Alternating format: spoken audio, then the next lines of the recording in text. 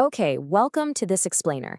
Think about how we're usually taught history. It's almost always presented as this chaotic string of dates, random wars, and totally unpredictable leaders. But what if it isn't random at all? What if human history actually follows a rigid, deeply predictable, repeating script?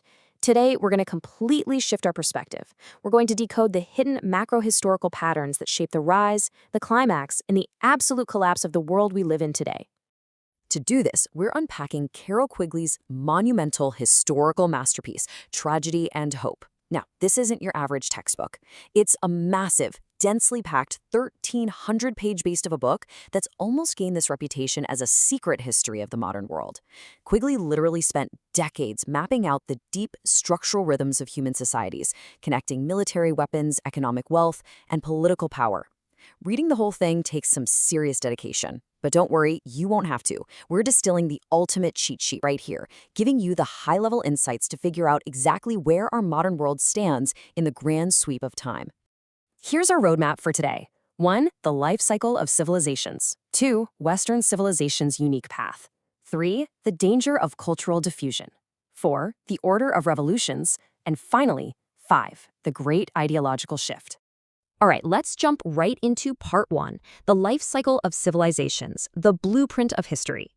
So if you look at over a dozen past civilizations, from the Mesopotamians to the Incas, it turns out history actually beats to a highly predictable rhythm. A civilization is born and it enters this massive age of expansion.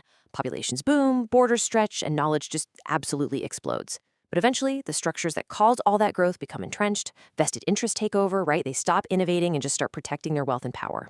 This inevitable stagnation plunges the society into a deep crisis, an age of conflict, marked by bitter class struggles and endless imperialist wars. Ultimately, one state becomes ruthless enough to conquer all the rest, forming a universal empire.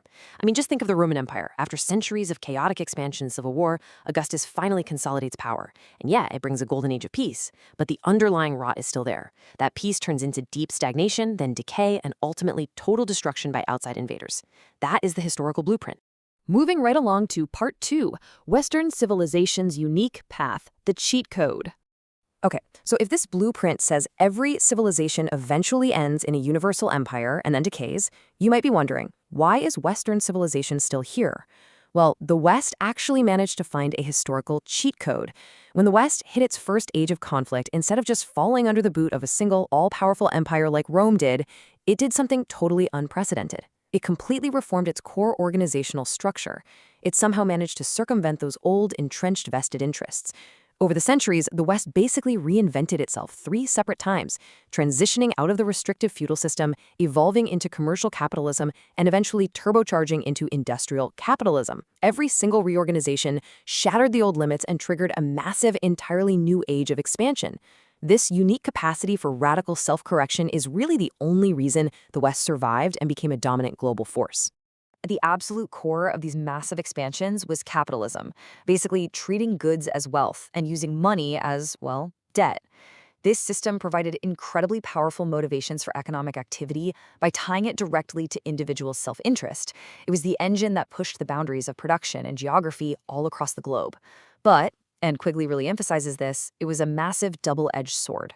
While it created unparalleled wealth during times of expansion, relying entirely on self-interest inevitably leads to a loss of broader economic coordination. When millions of people are purely chasing immediate short-term profits, they kind of lose sight of the health of the society as a whole. And when that coordination snaps, the results are catastrophic. Just look at the devastating global paralysis of the Great Depression, where the absolute pursuit of financial wealth temporarily destroyed the actual production of real physical goods. Which brings us to part 3, the danger of cultural diffusion, exporting the West.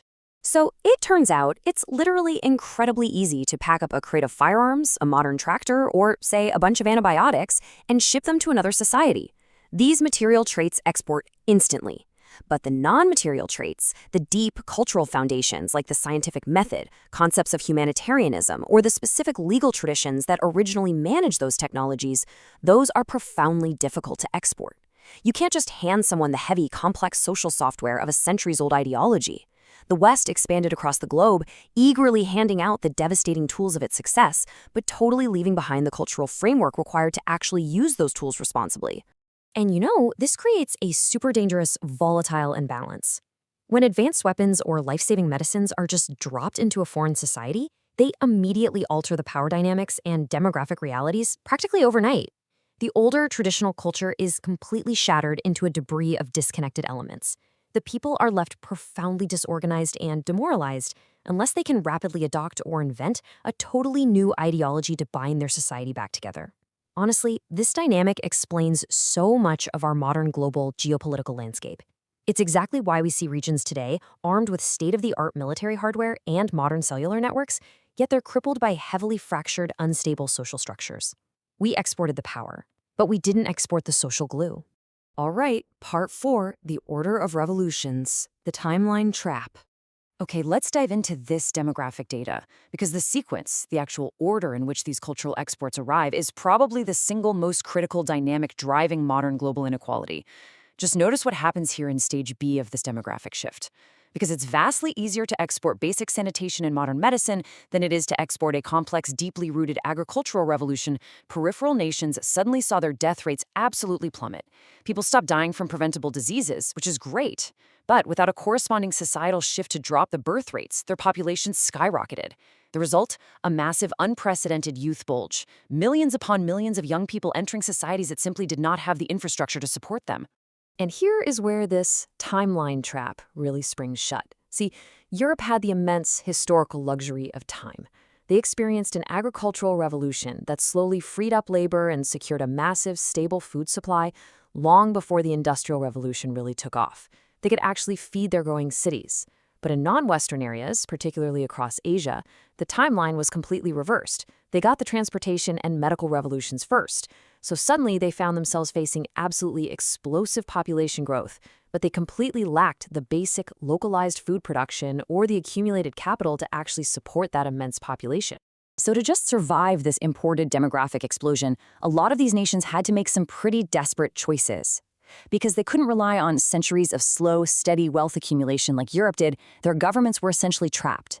To build the railroads, the steel mills, and the heavy industry required for modern survival, they had to generate capital instantly. And really, the only way to do that was to extract wealth forcefully, directly from their own peasant and rural populations. This is exactly why so many non-Western nations shifted towards strict authoritarian governance. It wasn't necessarily some cultural preference. It was a brutal, mechanical necessity to squeeze capital out of the population just to survive the demographic shockwave they imported from the West. The chaotic order of these revolutions made planting the slow-growing seed of democracy nearly impossible. Finally, let's hit part 5, the great ideological shift from optimism to realism.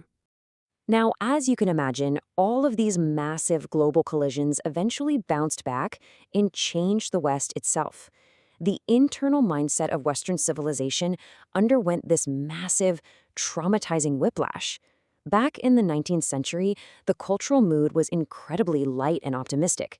People firmly believed that humans were innately good, that laissez-faire economics would just naturally solve all our problems, and that forward progress was essentially an automatic law of nature. But then came the horrifying, bloody realities of 2 global world wars and an utterly devastating economic depression. That naive optimism, it completely evaporated. The 20th century violently demanded a much darker realism. It forced a reluctant acceptance of the human capacity for profound evil, shifting the cultural ideology heavily toward the necessity of strict social planning and a deep, lingering fear of societal retrogression.